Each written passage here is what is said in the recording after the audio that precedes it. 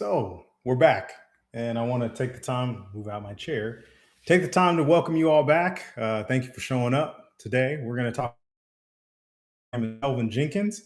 I am the owner and CEO of AP Business Collective. Also, I just enjoy leadership development, so that's why you see me on here so much and so often. It keeps me fresh and makes sure that my ideas actually make sense to others, that my research is actually working. And then I get to bounce things off of folks to maybe say, hey, I have a question about that, or I have a thought on this. I want to push back on that. And I've gotten a lot of feedback in the chat. People have messaged me since I've started doing this. And it's been a really good conversation to not only see that the work I'm doing isn't in a vacuum, but there are other people that are also trying these things out and they have things to add to me. So I am grateful for the opportunity to be in front of you again one more time. So today we're going to talk about emotional intelligence. And I think most of us have heard this term, especially in 2026. Like, if you haven't heard about emotional intelligence, I have a whole bunch of other questions for you. Um, and they're not even personal questions about you. It's just like, man, why have people been holding out on you on the thing that you need probably the most? All right. One thing, though, is we're going to talk about it in a way that maybe if you have heard about it, it's going to be in a different way than you usually hear about emotional intelligence. Because if you've been leading people for any amount of time, you've probably heard some version of this: be more empathetic. Everyone's asking us to be more empathetic, especially when the pandemic hit. Everyone's like, be more empathetic, be more compassionate, listen more, care more.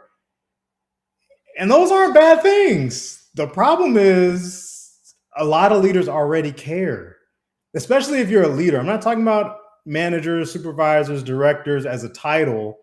I'm talking about leaders, people that actually have chosen to lead and to take on this kind of mantle of responsibility, if you will. Most of us already care a lot.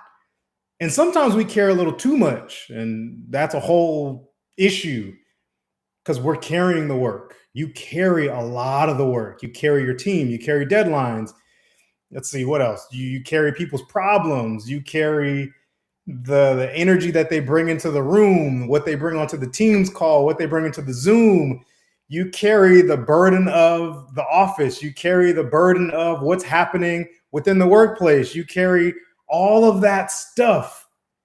And then you carry your own life. And so, depending on what kind of environment you work in, you may also be carrying this quiet pressure to get every single thing that you do right. Air quotes.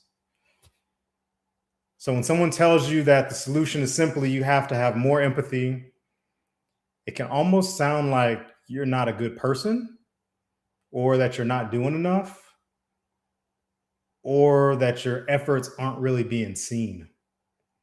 And sometimes we have team members and leaders within our organizations that really feel this way. They are doing their best. And here we go with another thing. And that's sometimes why people give that pushback on, like, I don't want to deal with the emotional stuff because I already got all this other stuff and I'm trying to just manage how I feel so I don't explode in this place. Like, sometimes that's really what's happening, but we don't see it that way. And I'm going to be honest with you, like, I don't think that's the real problem. I think that most leaders don't have necessarily a caring problem. I don't think it's like, oh, you need to care more, you need to listen more, you need to. I think sometimes we just have a skill problem because you can care deeply about people and you can respond poorly under pressure. You can have really good intentions, and there's a saying, the road to, and some of you have just finished it, it's paved with good intentions. And you can still make bad leadership decisions. I've been this person. You can genuinely want the best for somebody, for anybody, for your team, for your family, for yourself, and completely misread what's happening in their lives in that moment. I had an executive that I was doing some coaching work with a few years back. They were in the C-suite of a small tech company, and I'll never forget, their intentions were good. I genuinely believe this. Now, I don't know if everybody else agrees with me. I genuinely believe that their intentions were good. The way that they went about executing on their intentions was devastation to the morale, to the mindset, to the energy of those around them. We had to bring in others around them to almost inoculate their genius, because the things that they would say or do would just leave bloodstains all over the place. And I don't think that they meant ill. I had a conversation with them one time and I was like, do you realize how these people look at you? And I saw their face just kind of like, I didn't mean that. And it's like, I know, that's why I'm here. So you can have the best intentions. And so that's what I kind of want to unpack today. And I want to let me lead with this too. This isn't one of those talks where, oh, I'm going to let you get on a soapbox and be like, oh, see, your impact was the thing that caused me to do 1, 2, and 3. Your intentions didn't align with the impact. You're the problem. Like, no, I'm not here for you to get on a soapbox either and start pointing fingers. That's not empathetic. That's not compassion. That's not being caring. So we have enough fingers, we can poke everybody's eyes out. Let's not do that today. So I want to unpack not more empathy. I want to unpack smarter empathy. Same heart, better skill. And I want to give you a way of thinking about this that I use in almost all of my leadership work. It's called MAP. And you'll hear me talk about it. You'll start seeing it more and more and more. I'm like, you got to just say the thing sometimes. And this really includes mindsets, actions, and people. And you've heard me kind of mention this before, but everything about leadership, like almost every single leadership problem, every single leadership challenge travels through those three things, either the mindsets, the actions, or the people. And it starts with what's happening inside your own head. Typically, our thoughts lead us to do stuff. So what's inside of our head, it shows up in what we do. And eventually somebody else experiences the consequence. And consequence doesn't always mean bad. Consequence is the outcome or aftermath or the thing that follows whatever was the input before it. So that's just one way of looking at consequences. We tend to talk about them in a negative way. However, there's some positive consequence. Like the consequence of this is that you're going to hear something today, and hopefully it gives you an opportunity to start thinking different. So let's start with the mindset, right? And so here's something our brains are incredibly good at: creating stories. Fast. And I mean like really fast. I was listening to Terry Fulton the other day, and he was talking about the amygdala and the amygdala hijack and how our limbic system has the first dibs on any rational thought. And that is 1,000% true. Sometimes we don't talk enough about it. I'm not going to get into a science experiment today to break it all down to you, but something happens in our brain almost instantly when we hear something, when we think something, and we decide what it means without really giving it critical thought. So some of you have gotten this text message before. We need to talk, ... Or no ... Just we need to talk. And our minds start taking us like, we need to talk about what? What do we need to do? What happened? There's this internal noise that starts to happen, this dialogue, this story that starts kind of compounding. And like, well, what do we have to talk about? Like, all they said was we had to talk. We create a story about it. Another example in the workplace is that somebody misses a deadline. The story sometimes we tell ourselves is they don't care. Somebody pushes back in a meeting. They're like, well, I really think this. I have questions. Why are they always so difficult? Like, why? Why is Kelvin so why? Just go with it. Somebody doesn't respond to your email, doesn't respond to your text message. They're ignoring me. I know it. I know they're ignoring me. I know they're ignoring me because they responded to the other email that I was CC'd on about something else. Somebody asks you a question and you think they should already know the answer to that question. They're clearly not ready for this role. Like, that is a junior question. Why are they even asking that? Why would you bring that up right now in front of all these people? And the interesting thing is, most of the time, I will give you the grace to say that you don't choose that thought. It's not like you just go around like, yeah, what's the negative consequence of what they did to me today? How am I gonna negativize this? I know I'm making up words, but how am I gonna negativize this? No, it just shows up. Your brain saw something. Maybe you had a memory, maybe you had a past experience, maybe something else. The amygdala is going to go back to the things that have happened inside of our past, and it's going to pull what's the immediate thing. And this is where bias kicks in. So, what we've been taught, what we've been conditioned to think, it's unconscious, it's not personal. And I just want to say if you have a brain, then you have been hijacked before. And if you have a brain, you have biases. And your brain fills in the blanks with sometimes with biases. And we do it constantly. We have to. The brain is trying to help you. It's trying to help you move through the world efficiently and effectively. The brain is trying to do right by you. It's self-preservation at its finest. How do I eliminate problems around me? And eliminate might sound like a harsh word. How do I minimize pain? How do I minimize suffering? How do I minimize these things around me? And the problem is that your fastest story isn't always the fairest story. It's not even always the truth. And that matters a lot when you're leading people because there's a big difference between Kelvin doesn't care and I don't actually know why this didn't get done.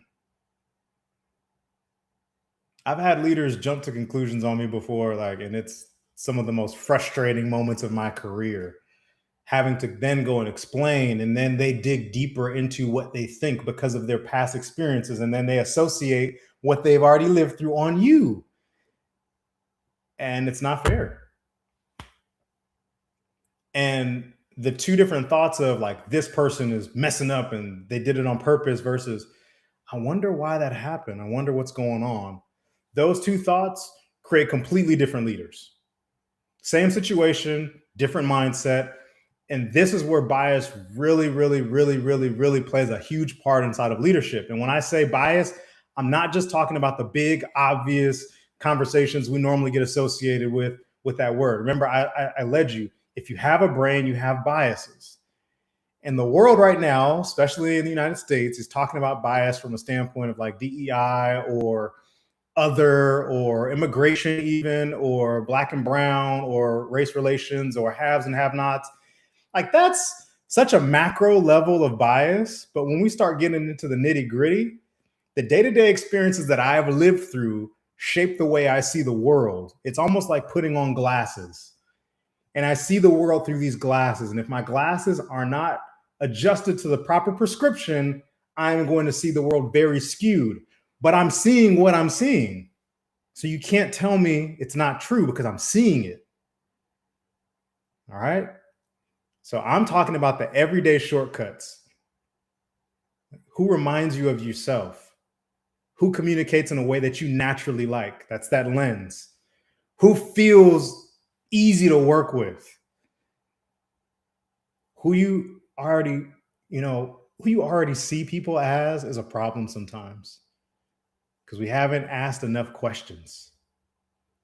We haven't gotten curious. And sometimes our biases show up and that lens shows up to tell us who we've already decided is a high performer. Sometimes that lens and that prescription is showing us who we've already quietly decided is a problem. All of that starts shaping the stories your brain starts telling you, just like the eyes, they see. And it's really not even the eyes just let in light, and then the brain begins to translate that light into images, and those images then become stories that we tell ourselves and perception of the world around us. And so what happens when you're tired, when you're stressed, when you're moving fast, or you're emotionally charged or activated? We're even more likely to trust those stories, those lenses that tell us just the first story without really being able to take those things off, clean them off, adjust them, and see things clearly. And that's really the mindset piece. But mindset never just stays inside of your head. It eventually becomes behavior. I had a leader one time, and this was wild. So training and development, leadership development, HR kind of functions. These are the spaces that I worked in. So this leader was someone who was higher up, had worked in a global organization before. We were now working together, and they told me, they're like, you know what? I realize why I've been treating you this way. Like, I realize what's going on between us. I have a bias against you. And I was like, what do you want me to do with that? That was my thought, right? Good that you know that you have a bias towards me. Probably not good that you're telling me after we've gone through all this stuff and we've started to document stuff. Like, probably not good. So our biases are real. And even the most presumed to be skilled people in this stuff do stuff that you'd be like, what? Why would you? No sense at all. So what's in our head sometimes comes out of our mouth, which is an action. And let's just say, maybe I'll come back to that example. Maybe I won't. Let's just say that me, with my biases or whatever, I've decided that someone on my team just doesn't really care. They don't care. I've decided that. Now I'm probably going to interact with them very differently. And I think that's what kind of was happening with that leader. They were interacting with me different. They thought I wanted their job or some other stuff. And I was like, I am here, Marshawn Lynch. I'm here so I don't get fined, and I'm here to do a good job. Like, that's all I'm here for. So maybe the emails start getting a little shorter. And when I say short, I'm not talking about length. I'm talking about sharp. Maybe the tone changes. Maybe now I'm starting to document more because now I'm looking for confirmation bias of the thing that I already think. And so maybe I stop inviting them into certain conversations. Maybe I start double checking all their work. Maybe I start giving the best assignments to somebody else. Maybe I stop coaching them because I've already decided without saying it that you're not worth the investment. And here's the tricky part, right? So I may not think I'm doing any of that stuff. I may not think that I'm doing any of that. I may not even see that that's a pattern that I'm doing. From my perspective, I'm just responding to what's happening. Because if it walks like a duck and it quacks like a duck, it's got to be a duck. But that's a fallacy in and of itself, because what if it's a robot?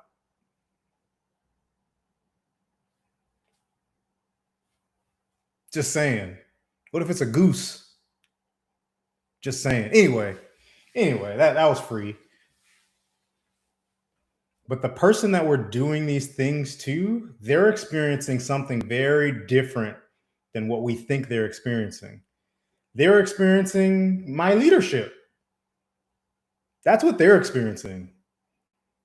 And there's another side to this too. And this one shows up a lot when leaders really care deeply about people. Sometimes we care so much that we lose the boundary between somebody else's emotion and our own. So I want to give you like a different perspective now. So I gave you our biases cloud our judgment and make us start doing these things that make no sense at all. But then there's this flip side. We start taking on sometimes the emotions of our team members. They're stressed. Now I'm stressed. They're disappointed. Now I feel responsible for fixing their disappointment. They're overwhelmed. So I start taking on the work. And y'all know how I feel about the cycle of stuck. And suddenly, what I was told to be more empathetic about has turned into overfunctioning. That's not sustainable leadership either. So there's these two extremes. And there's a difference between, I want to kind of give you an analogy. There's a difference between standing next to somebody in the water and jumping in and drowning with them. Good leadership requires you to stay grounded enough to actually help. And that's so important. I have to have enough stability underneath me to see the issues and concerns that others are dealing with and be able to provide them support. Doesn't mean I can't get in the water. But if I am not a strong enough swimmer, if I'm not a strong enough leader, if I'm not emotionally stable enough to navigate certain things, then we'll both end up sinking. All right. And this brings me to the last part of the mindsets, actions, and people that I told you about earlier. So the people side, right? Let's talk about it. Eventually, your mindset and your actions become somebody else's experience. I kind of alluded to this earlier. And that's really when we start getting into more of like culture. We sometimes talk about culture like it's this huge blob, this organizational thing, this and there's some truth to that. There are organizations that have a culture. I worked at a small, I mean, yeah, it was actually relatively small. I worked at a small fintech company at one time, and they had a culture that they would say certain things. And I was like, oh, this culture is interesting. I've worked at other companies that have had macro cultures, and you'd be like, oh, this is interesting. And some leaders try to inoculate their teams from that. So when you do that, you have to remember that culture now is not only huge, but it's also incredibly small. Culture is the email that you send when you're frustrated. Culture is what happens when somebody disagrees with you. Culture is it's whether people can tell you something that you don't want to hear that day. Culture is what happens after somebody makes a mistake. Culture is who gets developed, who gets forgiven, who gets a second chance, who gets written off, who do we ignore, and who do we celebrate? All those little leadership moments add up. It's just like compound interest. And you heard me talk about things that compound. You add a little bit over time, and it just keeps getting bigger and bigger and bigger. There's this when you think about like microaggressions and things like that, if you go back to the old, like original frameworks and research that were done regarding microaggressions, they talk about it as being micro cuts. And I use this inside of some of the facilitations that I do, and I'm working with teams who are navigating through like, how do we even identify what a microaggression is? What does that look like? It's the moment where I ask people to imagine a paper cut. And most of us feel that cringy. Or if I were to take, I don't know, I guess I got some paper over here somewhere. If I were to take this and wipe it slowly across my finger, most of you have a guttural reaction of like, oh my God, don't do that. So it's the small things. A paper cut won't kill you. I mean, unless it gets infected, gangrenous, and all that. In general, it won't kill you. But a lot of them consistently over time, it's a problem. It's just like a lot of small actions consistently over time can be a major problem to the morale and the culture of your team. So be careful. All right. Um, and so when we're kind of like thinking through our culture, people are watching.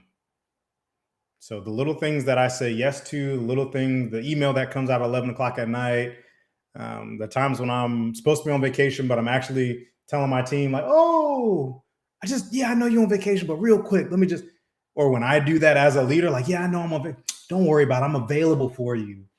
The team is constantly learning. The team learns like who is safe, what's safe to do, what's not safe to do, what gets rewarded, what gets punished. Can I be honest? Can I disagree? Can I push back? Can I make a mistake? Can I ask for help? Do you actually want my perspective? Or are you just playing the role of manager right now and saying the thing that you heard inside that training? So now I feel like you never really listening to me anyway. You're just saying it. You're performing. Do you just want me to agree with you? You want me to just agree with your opinion or not?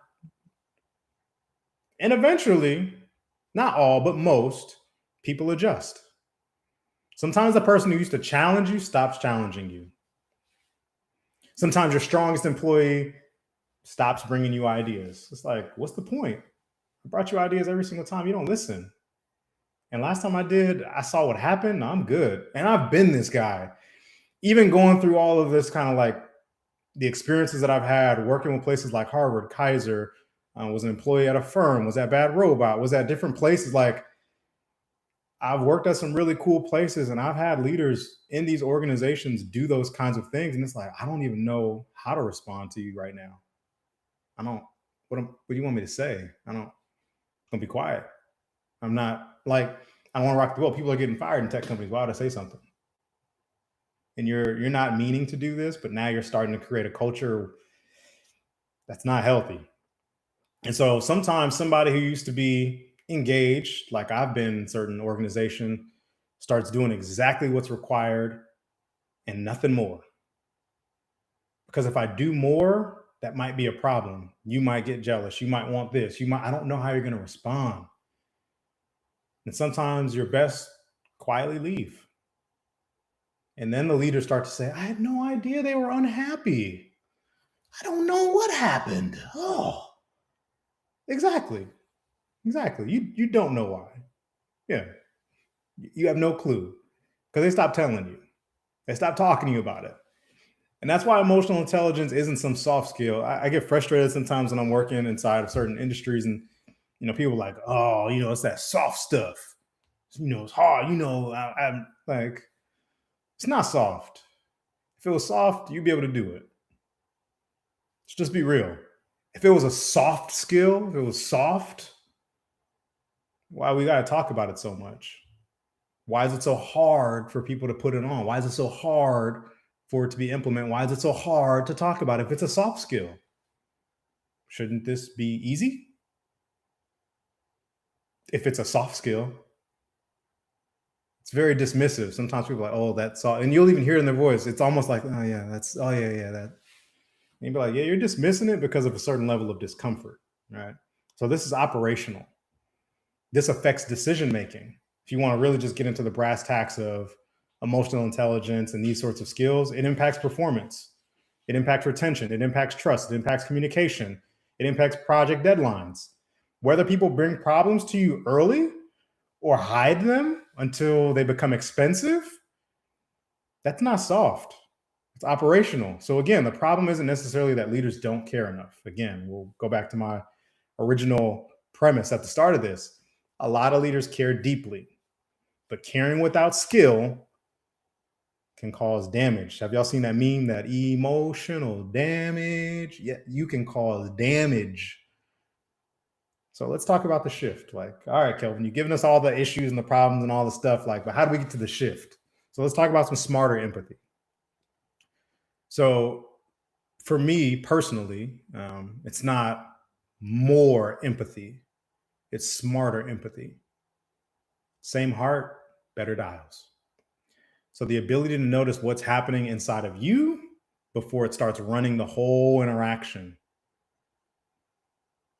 And there's a simple four-part process, four-part process that I teach around this. Talk about naming it, framing it, claiming it, taming it. Again, that's name it, frame it, claim it, tame it. Almost feels like a Daft Punk song. And I'm not going to teach you the whole thing today. We don't have time for that. Partly because I want this to stay useful and simple. And then part of it is we just don't have time for that today. So let me give you like one piece that you can use literally today, and it'll be your first moves that you can start navigating. So let's talk about naming it, right? The first move for you today is going to be to name it, because you can't regulate something that you haven't at least recognized. And you look at people like Daniel Goleman's emotional intelligence model. Even for emotional intelligence, like the first step of being able to be emotionally intelligent is to be aware of you. So awareness is where it starts. And again, we go back to mindsets, actions, and people. We got to talk about that mindset first. So think about a leadership situation that just kind of like rubs you the wrong way, maybe gets under your skin, maybe frustrates you. Maybe it's a particular employee, maybe it's a peer, maybe it's a boss, maybe it's a client, maybe it's a spouse, a kid, child, relative, parent.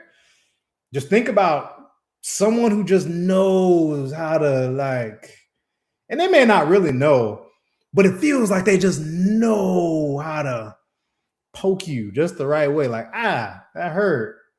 Stop it. And in that moment that they do the thing, and again, I'm not talking about intentionality here, just saying that this is what happens when you all interact. Instead of immediately focusing on them, I want you to ask yourself, what is happening for me right now? What am I feeling? Can you name the emotion that you're feeling in that moment? Some people can't. Some people don't even know that there's an emotion happening. They just react. So is it anger? Is it frustration? Is it embarrassment? Is it fear? Am I afraid of losing control of this conversation? Am I afraid of others in the room? Like, are they called? Is what they're doing hitting my brain and making me think that, oh my goodness, maybe everyone, is it making me feel afraid of something? Am I worried that I'm going to look incompetent, for lack of a better word, dumb? Do I feel this uneasiness? Does this uneasiness make me think that I'm being disrespected? Am I feeling neglected, ignored? What's happening for you? And I just want you to just name it. You don't got to name it to the person. They say something, you be like, making me angry. Like, probably don't do that. That sounds very hulkish. You don't want to see me when I'm angry. They might take that as a threat. But in your own mind, just can you name what's happening to you? And you don't have to solve it yet. Just name it. Because the moment you can see the emotion, you have a little bit more of a choice in what you're going to do with it. You can piece some things together. And that little bit of space matters. Sometimes leadership is literally that, just like one step removed from the thing that's happening. So creating enough space between me and how I feel and the reaction, like, that's enough. Now you can choose how to respond. And if you're really activated, like really charged up, like real whatever triggered, pause and breathe. Now, I know that sounds like some basic stuff to do, but try it. I challenge you to try this. The N4, out for 6. Again, in for 4,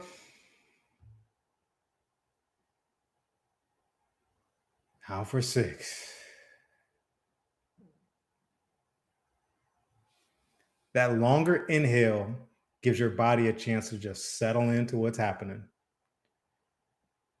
You can go and look up the vagus nerve and how you can begin to calm that down or activate it, but it's an incredibly difficult thing to make a thoughtful leadership decision when your nervous system thinks you're in a fight, when your nervous system starts to feel antsy and charged up. So that breathing can help you.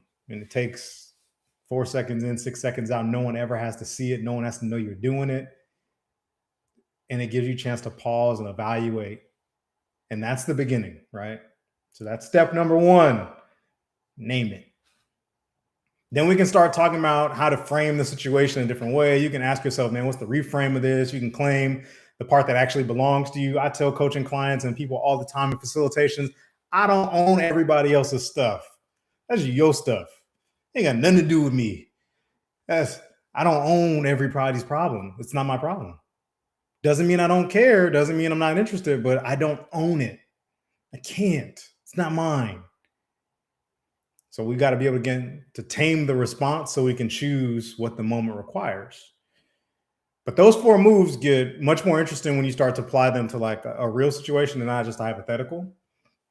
The employee you're frustrated with, the conversation you've been avoiding, the team dynamic that keeps kind of repeating itself. You keep going through the same meeting, having the same stuff happen. It's like, ugh. The person whose name immediately came to your head while I was talking, it's probably where the work is for you. And that's where I challenge you to just try this today.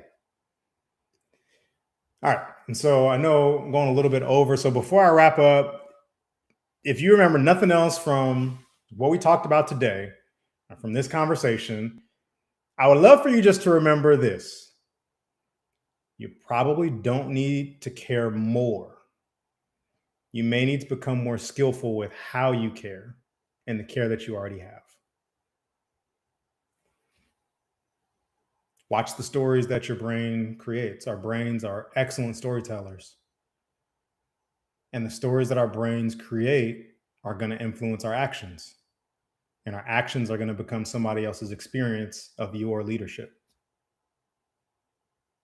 Be the leader that people remember for good and not the one that they use in my examples when I ask them, how many of you have had a terrible leader? In your organization, you already have some people who are struggling, who are navigating or trying to figure things out. Doesn't mean they're lost causes. Just means that we have to skill them up. We have to upskill folks. And in the age of AI and technology, empathy, communication, being able to navigate, ask questions, coach, those are intangible skills that we will not be handing the reins over to machine learning anytime soon. Because our mindsets, our actions, and our people matter more than ever. And AI is a tool to help us maximize that, not to replace it. So remember the map, and remember that emotional intelligence gives you the ability and the power to interrupt the process that normally happens before an automatic reaction becomes a leadership consequence. And so that's the work. That's it. So a couple of quick things. I am going to be signing off here soon. If this was useful, please continue to follow, tell people about the page, tell people about the channel. I think this is on This is on LinkedIn. This is also on Instagram and some other places. Kelvin A. Jenkins, Kelvin A.D. Jenkins, same person to me. So follow. That's kind of like the one thing, because it's helpful. It lets me know that this is at least relevant. And give some comments, like message me. I'm appreciative for those of you that already been doing that. Some of you reached out on the side and been like, hey, have you thought about talking about this? Like this conversation even was prompted by someone asking me some questions about emotional intelligence and how do we begin to navigate inside of this age of AI. So, I'm willing to talk about these things because leadership development, it's not a singular thing. I'm going to also be doing more conversations like this around leadership, people, culture, and really just the stuff that leaders deal with every day that nobody teaches you how to handle in a course or teaches you how to handle in high school and college. So if someone came to mind while you were listening to this, send this to them, and not necessarily like the people that you're like going through an issue with, folks that are looking to get into leadership. Maybe they're HR or leadership development folks who are looking for solutions for their people. Send this to them. And if you're dealing with a situation in leadership right now and you feel a little stuck, let's talk. You don't need to figure out which APB program or like same old, you don't have to figure out all that stuff. Like, Kelvin, like, all you need to know is I'm available. You bring me the situation, the person, the team, the conversation, what's been going on, the challenge, and we'll talk through what's actually happening, figure out the next move. That's it. And it could be that I have a recommendation for you for someone else in my network that can solve that problem for you. So you really have nothing to lose. And if there are questions in the chat, I will go back after this and I'll review them, I'll answer them. So bring me your real solutions. Those takeaways are always more interesting anyway. And again, I thank you for your time today. My name is Kelvin Jenkins, CEO and founder of AP Business Collective. It's a pleasure to have this space with you. I'll talk to you soon. And remember, keep doing and lead like it matters.